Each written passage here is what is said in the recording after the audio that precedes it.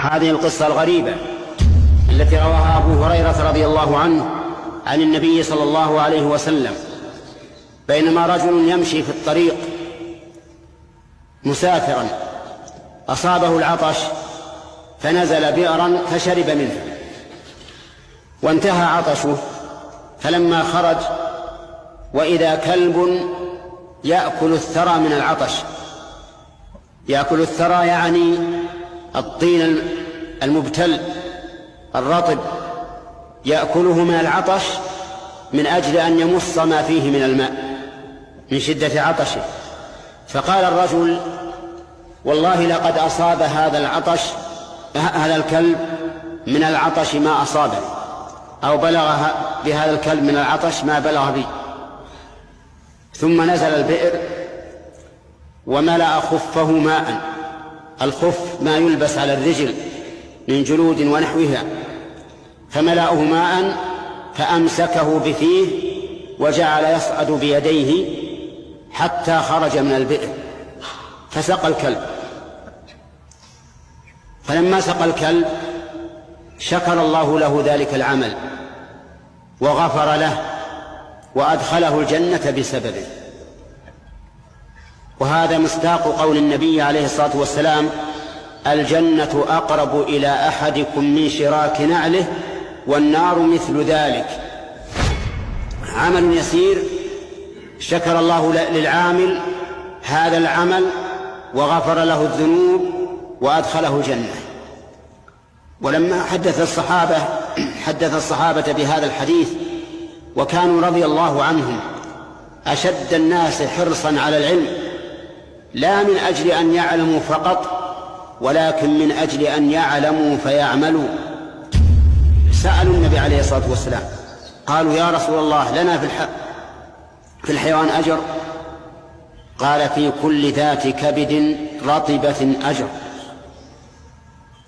لأن هذا كلب من البهائم. فكيف يكون لهذا الرجل الذي سقاه هذا الأجر العظيم؟ هل لنا في البهائم من أجر؟ قال: في كل ذات كبد رطبة أجر. الكبد الرطبة تحتاج إلى الماء، لأنها لولا الماء لا يبست وهلك الحيوان. إذن نأخذ من هذا قاعدة، وهي أن الرسول عليه الصلاة والسلام إذا قص علينا قصة من بني إسرائيل فهو من أجل أن نعتبر بها وأن نأخذ منها عبرة. وهذا كما قال الله عز وجل: لقد كان في قصصهم عبرة لأولي الألباب. وفي رواية أخرى ولعلها قصة أخرى أن امرأة بغيا من بغايا بني إسرائيل، بغيا يعني أنها تمارس الزنا والعياذ بالله، من البغايا، رأت كلبا يطيف بركية يعني يدور عليها عطشان، لكن لا يمكن أن يصل إلى الماء لأنها ركية بئر، فنزعت يعني من هذا البئر فسقت الكلب فغفر الله لها. وهذه قصة ثانية، فدل هذا على أن البهائم فيها أجر.